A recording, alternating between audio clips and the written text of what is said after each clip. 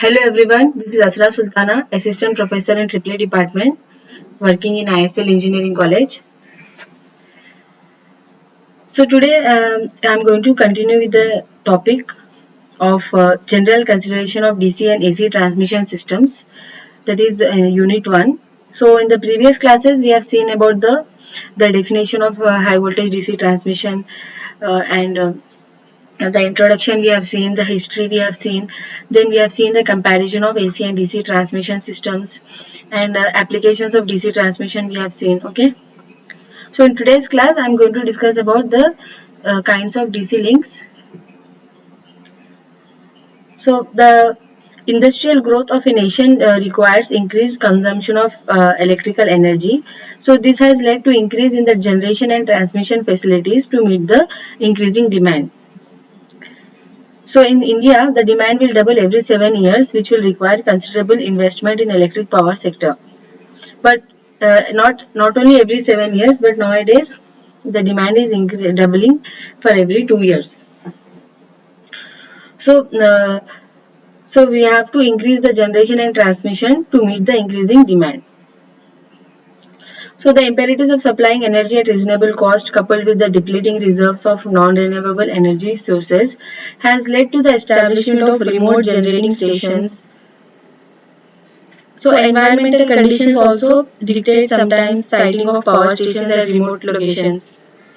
And large hydro stations are at distances of hundreds of kilometers from load centers. So the need to economize on costly investment in generation reserves, sharing of benefits in utilizing variability in generation mixes and load patterns have given rise to interconnection of neighboring systems and development of large power grids. So it is at these large power grids that we are going to use the high voltage DC transmission. Okay. So remote generation and system interconnections led to a surge for efficient power transmission at increasing power levels. So the increase in voltage levels is not always visible. So problems of AC transmission, that is particularly in long distance transmission, has led to the development of DC transmission. Okay. So there were some problems in AC transmission. Uh, the development of DC transmission took place. Okay. However, as generation and utilization of power remain at the sending end and back to AC at the receiving end, this conversion is done at converter stations, that is the rectifier station at the sending end and inverter station at the receiving end.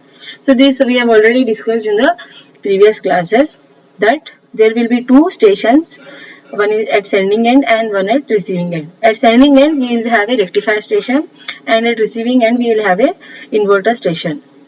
So rectifier station will convert AC to DC and the inverter station will convert DC to AC, so that it can be used for the end use. Okay. So the converters are static using high power thyristors connected in series to give the required voltage ratings. The physical process of conversion is such that the same station can switch from rectifier to inverter by simple control action, thus facilitating power reversal. So when we see the history of HVDC, HVDC transmission made a modest beginning in 1954 when 100 kilovolt 20 megawatt DC link was established between Swedish mainland and the island of Gotland. Until 1970, the converter stations utilized mercury arc valves for rectification. So the successful use of thyristors for power control in industrial drives encouraged its adoption in HVDC converters by development of high power semiconductor devices. So earlier mercury arc valves were used, but nowadays power electronic devices are used. Okay. So the device voltage rating is now in the range of 10 kilovolt and the current rating can be up to 5 kiloamps. The highest transmission voltage reached till now is plus or minus 600 kilovolt. Total installed HVDC capacity now exceeds 70,000 megawatt, and several developments and innovations in HVDC technology over the years have made it attractive to consider HVDC transmission for a wide range of applications. So this can cover a wide spectrum from bulk power transmission of thousands of megawatt over long distances to connecting small distributed electrical generators to a grid. See students, already I have discussed this thing also, that when HVDC transmission was started in the earlier days, it was only for small distance. Okay, now as it is economical to use it for the long transmission lines, we are using HVDC for transmitting power in longer transmission lines. Okay, so we have seen the comparison of AC and DC transmission. Okay, the comparison of AC and DC can be done based on the three factors: economics of transmission, technical performance, and reliability. So, the economics of power transmission, we have seen cost of a transmission line will include investment and operational cost. Okay, investment cost will include right of way, transmission towers, conductors, insulators, and terminal equipment. And operational cost will include the cost of losses. Then we have seen the variation of cost with length, and what we have seen in that, for distances less than break-even distance, AC will tend to be economical than DC and costlier for longer distances. And break-even distances can vary from 500 to 800 kilometer in overhead lines depending on the per unit line cost. Then we have seen in that technical performance was the second one. In that we have seen stability limit, voltage control, line compensation, problems of AC interconnection, and ground impedance. Okay, so all these factors we have seen under the technical performance. Then reliability we have seen. So in reliability, two important definitions we have seen, that is energy availability and transient reliability. So reliability of DC transmission system is quite good and comparable to that of AC system. An exhaustive record of existing HVDC links in the world is available, from which the reliability statistics can be computed. So I have shown one tabular column where we have seen all these statistics. Right, students? So energy availability is equal to 100 into 1 minus equivalent outage time by total time, and transient stability is 100 into number of times HVDC system performed as designed per number of recordable AC faults. Then we have seen application of DC transmission. So what are the various applications? One is long distance bulk power transmission, underground or underwater cables, asynchronous interconnection of AC systems, then control and stabilization of power flows in AC ties in an integrated power system. See students, all these things I have discussed in previous classes. So in today's class, I am going to discuss about types of DC links. Okay. So in the previous topic, we have learned about the HVDC transmission, which is economical for long distance power transmission and for the interconnection of two or more networks that has different frequencies or voltages. For connecting two networks or system, various types of HVDC links can be used. Okay. So how to connect this? We are telling that we have to interconnect these systems. So various types of HVDC links can be used here. So HVDC links are classified into three types. That is monopolar link, bipolar links, and homopolar links. So there are three links. Okay, monopolar, bipolar, and homopolar. So monopolar will have one conductor, usually of negative polarity, and it will use ground or C return. Sometimes metallic return is also used.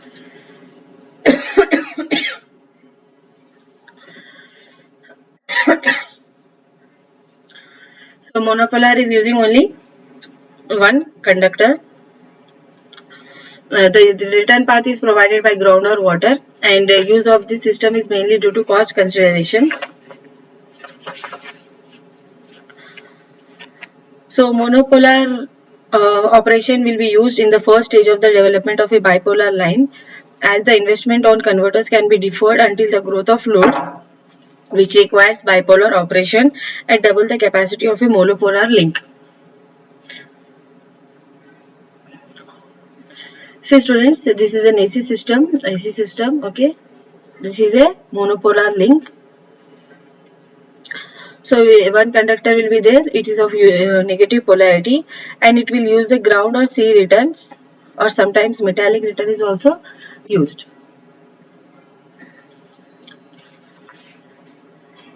So in the monopolar link, two converters are placed at the end of each pole. Earthing of poles will be done by earth electrodes, which are placed about 15 to 55 kilometers away from the respective terminal stations. Okay.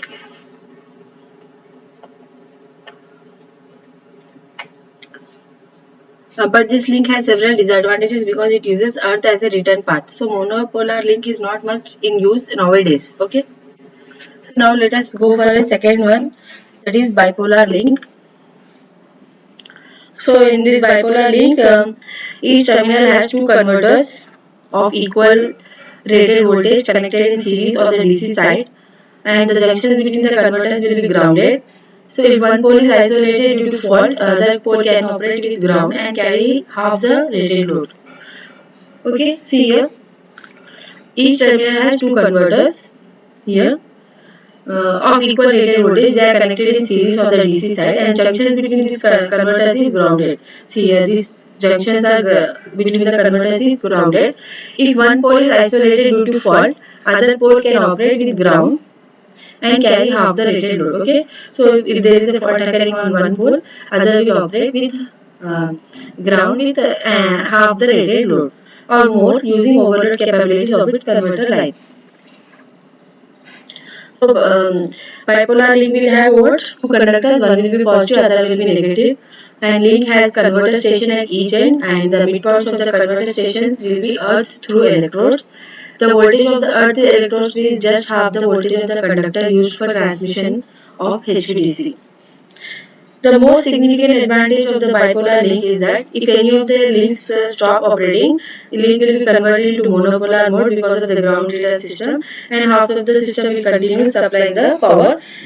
And these type of links are commonly used. So as I said earlier, if one is not operating, other will be operating as a monopolar. Bi means what? Two. Mono means one. So if one of the link is not getting operated, other will act like a monopolar link and the system will be operating. So this is the link which is most commonly used in HVDC systems. Third one is homopolar link. So it has two or more conductors, all are having the same polarity, usually negative. Okay. So it can have one or more conductors, and all the conductors will have the negative polarity. Since the corona effect in DC transmission lines is less for negative polarity, homopolar link is usually operated with negative polarity. So return path for such a system is through ground.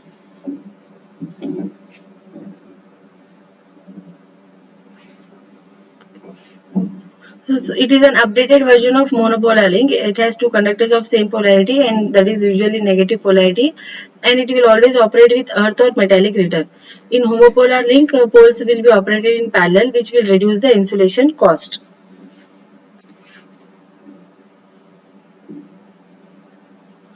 So this is a basic HVDC transmission system point to point overhead line. See, this is sending end and this is transformer, rectifier, DC line, inverter, receiving end. Okay, so whatever HVDC transmission system so you see any type, it will have one sending end, one receiving end, one DC line, transformer, rectifier, inverter, and harmonic filter. So sending end means what here? Say here one filter, here one filter. Okay. So say at sending end, what is happening? Rectifier will convert AC to DC. So through transformer, it is taking AC voltage.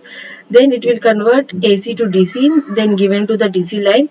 Then inverter will convert DC to AC, and it will be given to the receiving end. Okay. AC means what? See, with respect to time, if you take the current, AC means what? Positive to negative direction, the value of the current will be changing. Once it is in positive, next cycle it is, next time it is negative. So complete positive and negative curve is called as one cycle. So this is AC and this is DC. So DC diagram I can draw two curves on above the this x-axis, or I can draw a straight line like this. That is, there will be no change in magnitude and direction of current in DC, whereas magnitude and direction of current will change in case of AC. So first we are converting AC to DC. Okay, then again after passing through this DC line, it is getting converted into DC to AC and given to the receiving end. So this is a point-to-point overhead line. So this is a submarine. For submarine cable, we are seeing this diagram. Okay. Okay. So same thing. See here, last diagram overhead line means what? Here this one was overhead line. Other things will be same now in case of cable. So only cable is the difference here. Underground cable is there. Sending in transformer, rectifier, inverter, receiving end, filters. So connections you can see now it is given to the underground cable and then again given to the inverter. Rectifier converts AC to DC, then through cable some these lines will come out and given to the inverter, converts now DC to AC and given to the receiving end. Okay, sorry, this is underground cable. This is submarine cable. This is submarine cable, students. Now this is underground cable. Same thing, okay? Sending end, receiving end, rectifier, inverter, transformer, filters. So from AC to DC and given to the underground cable. Then inverter converts DC to AC and given to the receiving end. Now let us see the benefits of HVDC.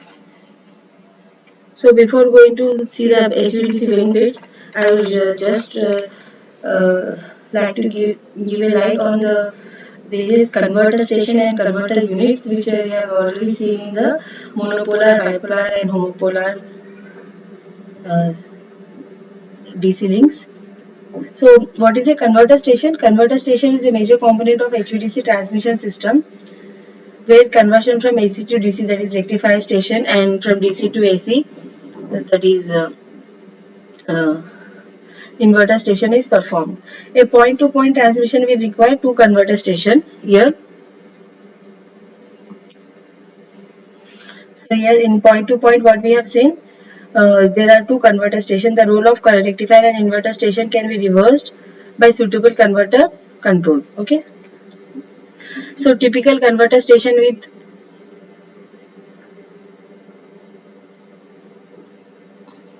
point-to-point overhead line is shown in the figure. Okay.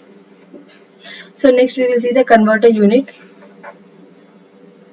And all these are the components of the HVDC transmission system: converter station, converter unit, converter transformer, filters, reactive power source, smoothing reactor, and DC switchgear.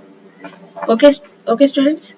So converter station we have seen. There are two stations. One is rectifier station and inverter station. This one, rectifier station and inverter station. Now let us see converter unit. So the converter unit usually consists of two three-phase converter bridges which are connected in series to form a 12 pulse converter unit, and the total number of valves in such a unit are 12, and the valves can be packaged as a single valve, double valve, or quadrative arrangement. Each valve is used to switch in a segment of an AC voltage waveform. Converter is fed by a converter transformer connected in star or star or star delta arrangement. So valves can be cooled by air, oil, water, or freon.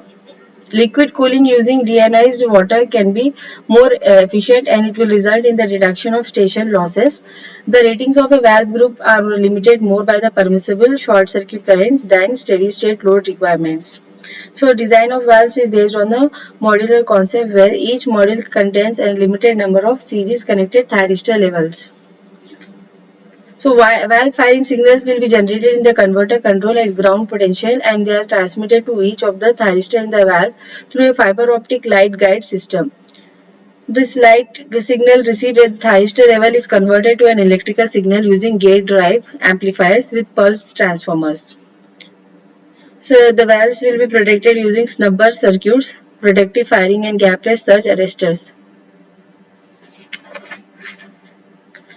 Then next we have seen the converter transformer. Converter transformer can have different configuration. It can have a 3-phase 2-winding, or single phase 3-winding, or single phase 2-winding. Okay. The valve side windings will be connected in star and delta with neutral point ungrounded. On the AC side, transformer will be connected in parallel with neutral grounded. So leakage reactance of the transformer is chosen to limit the short circuit currents through any valve. The converter transformers are designed to withstand DC voltage stresses, and it will increased eddy current losses due to harmonic currents. So one problem that can arise is caused by the DC magnetization of the core due to unsymmetric firing of valves. In back-to-back links, which are designed for the low DC voltage levels, an extended delta configuration can result in identical transformers, which is used in 12 pulse converter units. So this will result in the reduction of spare capacity required. However, application of extended delta transformers can be limited. Next, we have seen filters. Okay. So there are three types of filters: AC filters, DC filters, and high frequency filters. AC filters are passive circuits used to provide low impedance shunt paths for AC harmonic currents. Both tuned and damped filter arrangements can be used as AC filters. Second one is DC filters. These are similar to AC filters and they are used for filtering of DC harmonics. Okay, usually filters are used to eliminate the harmonics. High frequency filters, these are connected between the converter transformer and the station AC bus to suppress any high frequency current. Sometimes such filters are provided on high voltage DC bus connected between the DC filter and DC line and also on the neutral side. Then next is reactive power source. Converter stations will require reactive power supply that is dependent on the active power loading, and this is due to the fact that current drawn by a line commutated converter, that is LCC, can only lag the supply voltage. So part of this reactive power requirement is provided by AC filters. In addition, shunt capacitors, synchronous condensers and static wire systems, SVC or STATCOM, are used depending on the speed of the control desired. Smoothing reactor. So a sufficiently large series reactor is used on the DC side to smooth DC current and also for protection. And this smoothing reactor is designed as a linear reactor and is connected on the line side, neutral side or at the intermediate location. Next will be DC switchgear. So this is usually modified AC equipment which is used to interrupt small DC currents. DC breakers or metallic return transfers breakers are used. There is MRTB. Metallic return transfer breakers are used if required for interruption of rated load currents. In addition to the equipment which I have described above, AC switchgear and associated equipment for protection and measurement are also part of the converter station. So this will include DC current and voltage transducers. So how to do a planning for HVDC transmission system?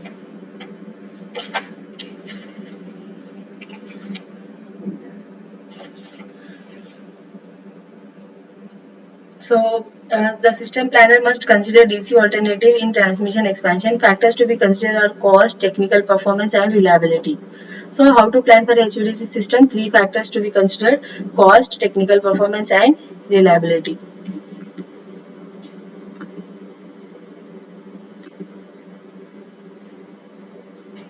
So, now let us see the HVDC benefits. So, first one we will see economic aspects. So it is suitable for long distance power delivery. So here in this diagram you can see station cost versus transmission distance here. So this diagram already we have seen many times. So this is the cost of DC, cost of AC, and this is break even distance. That is from here to here it is break even distance. And this is DC converter station, AC station, and 50 km submarine line. Mm. So the question is why it is economical in long distance transmission only. When see first benefit is economic aspects we are telling here. So transmitting power over DC lines requires fewer conductors and smaller tower. That is why it is economical in long distance transmission. Okay students. So here in this we can see there are two diagrams. One is for DC and the one is for AC. So the DC is 1850 megawatt per circuit here giving. Here also AC is also giving 1850 megawatt per circuit. Voltage is plus or minus 250 kilovolts, 400 kilovolts into 644 millimeter square into 12 into 282 millimeter square. See, so when we are using a DC line, it is requiring fewer conductors, but we are getting the same output, that is 1850 megawatt output. So that is why using DC is most economical for long distance transmission. So we have seen we can see an example of relative cost for land. For 2000 megawatt DC transmission, it will be 50%, and for 2000 megawatt AC transmission, it will be 100%. If you see the line, it will be 33%, and for DC and for AC, it is 100%. Tower 30% for DC and 100% for AC. So next benefit is technological aspect.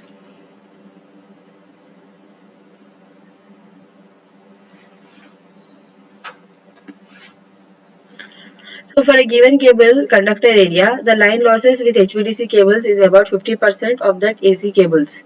So this is due to carrying reactive component of current and skin effect. So it is suitable for asynchronous interconnections. So HVDC can carry more power per conductor than AC. Okay, so this is a diagram showing voltage, that is RMS value of voltage, and here RMS value of for direct current, and this is for alternating current. So this is peak value, and this is maximum voltage for conductor, voltage that there is room for. Okay, this is the voltage where there is a room for. Now let us see the load flow. For DC connection, it is fully controlled by the operator in both directions, and for AC connection, it is uncontrolled depending on actual network conditions. And peak supply, if you see it for DC connection, inherent overload capability, the example can be used actively for peak loads, and for AC connection, overload capability not controlled by the operator. Third is stabilizing connected AC networks. For DC connection, stabilizing voltage and frequency by independently controllable active and reactive power supply. And for AC connection, no control features. So third benefit of HVDC is the very important one, that is environmental benefit. To recognize the benefits of HVDC, let's compare it with conventional AC technology. First one, effects of electric vehicles. Electric field produced by HVDC transmission line is a combination of the electrostatic field created by the line voltage and the space charge field due to the charge produced by the line's corona. So the discomfort to humans that is typically felt under HVDC transmission lines is not observed under HVDC lines. So humans will feel discomfort in HVAC transmission lines, whereas it is not observed in HVDC lines. So large machines with the rubber tires such as combine harvesters, automobiles, etc. not electrically charged to dangerous level when the machines are standing under HVDC overhead lines. So in this diagram you can see the electric field around the HVDC line and HVAC line. So this is for HVDC, here I have given the heading, and this is for HVAC.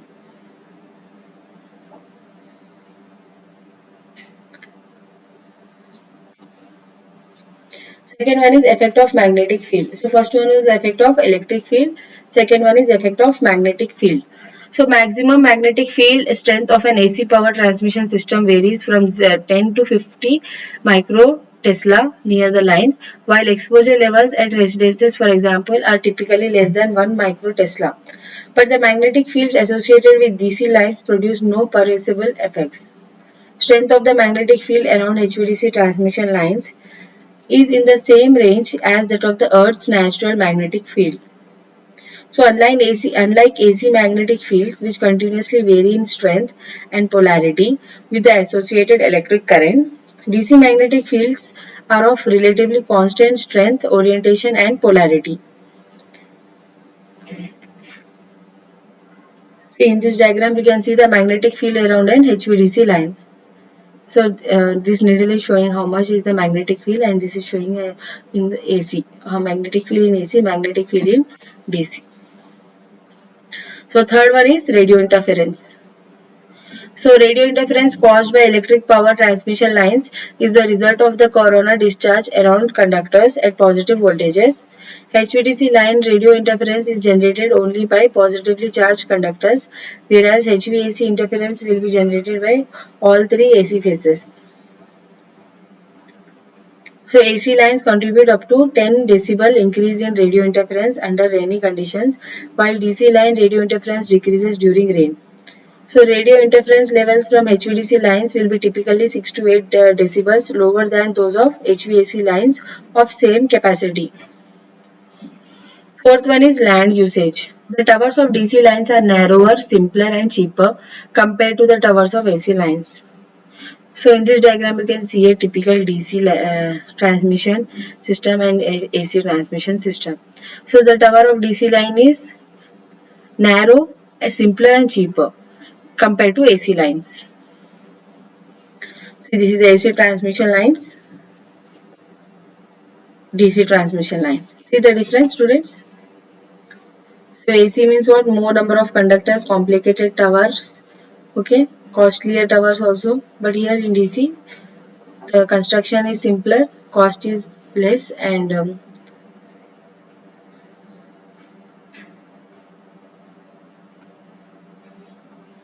it is simpler also.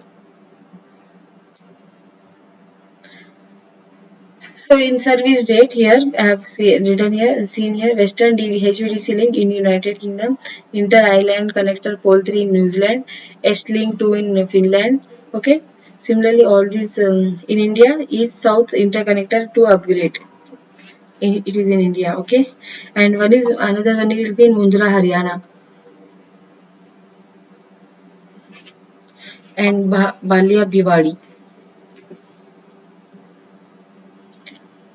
Neptune RTS USA, Basslink Australia, Lamar in USA, Celilo USA, Moyle, Northern Ireland, Thailand, Malaysia, Silmar East USA, Virginia Smith USA,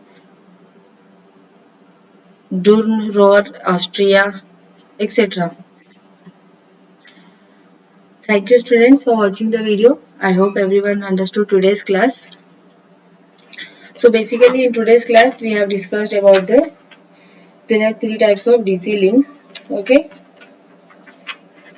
So one more thing students, planning for HVDC transmission. See this topic I will continue in the next class also. So let us first put a light on the types of DC links which we have studied in today's class. So there are three types of DC links: monopolar, bipolar and homopolar. Monopolar will have one conductor. It is usually of negative polarity and it will use ground or C returns.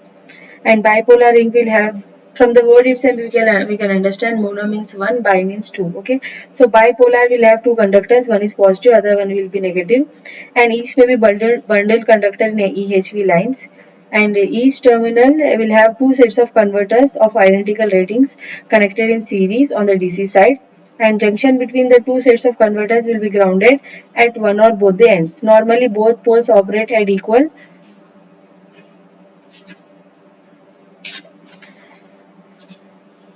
currents, and hence there is zero ground current flowing under these conditions. Then we have seen homopolar link. It will have two or more conductors all having the same polarity and always operated with ground or metallic return.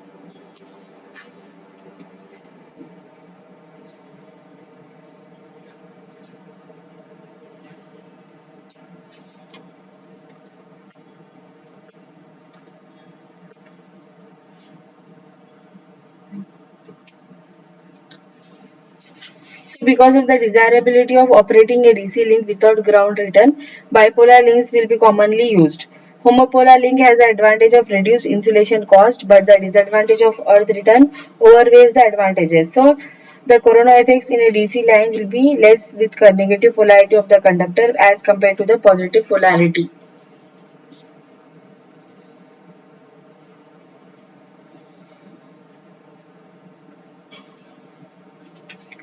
So monopolar operation will be used in the first stage of the development of a bipolar line, as the investment on converters can be deferred until the growth of load, which requires bipolar operation at double the capacity of a monopolar link. Then we have seen the DC link configuration, that is monopolar, bipolar. So how we can what is the diagrams? Okay, we have seen for monopolar, bipolar and homopolar the line link configurations we have seen. Okay. Okay. Then we have seen all the major components, that is converter station, converter unit, converter transformer, filters, reactive power source, smoothing reactor and DC switchgear. Okay students. So typical HVDC transmission system also we have seen, that is for overhead line and marine cable and underground cable. For three things we have seen, only the difference will be the middle one. So for DC line, in the middle you can see DC line. For submarine cable, okay, only the difference is submarine cable, other things are same. And for underground cable also, here you can see underground cable, remaining things are same, that is sending and receiving and transformer, filters, harmonic filters, okay, rectifier, inverter. So when we plan for a HVDC transmission system, three factors we have to consider. One is cost, second one is technical performance, and third one is reliability. So last two factors, that is technical performance and reliability, will be considered as constraints to be met, and the minimum cost option will be selected among various alternatives that will meet the specifications on technical performance and reliability. For submarine cable transmission and interconnecting two systems of different nominal frequencies, the choice of DC will be obvious. In other cases, choice will be based on detailed economic comparison. Considerations in planning for DC depends on the application. Two applications can be considered as representative. These will be long distance bulk power transmission and interconnection between two adjacent systems. In the first applications, the DC and AC alternatives for the same level of system security and reliability are likely to have the same power carrying capability. So cost comparisons would form the basis for the selection of DC or AC alternative if the requirements regarding technical performance are not critical. So in second application, AC interconnection poses several problems in certain cases. For the same level of system security, the capacity of AC interconnection will be much more than that for DC. So choice for DC interconnection will be based on the following consideration, that is small fluctuations in voltage and frequency will not affect the power flow, which can be set at any desired value, and second one will be system security can be enhanced by fast control of DC power.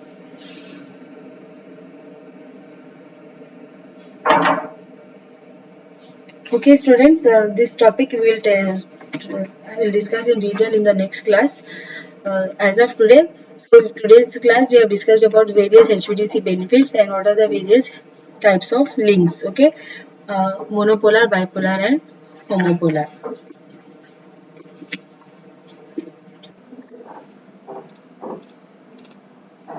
Thank you students for watching the video. I hope everyone has understood it. If you have any doubts, you can ask me. Thank you.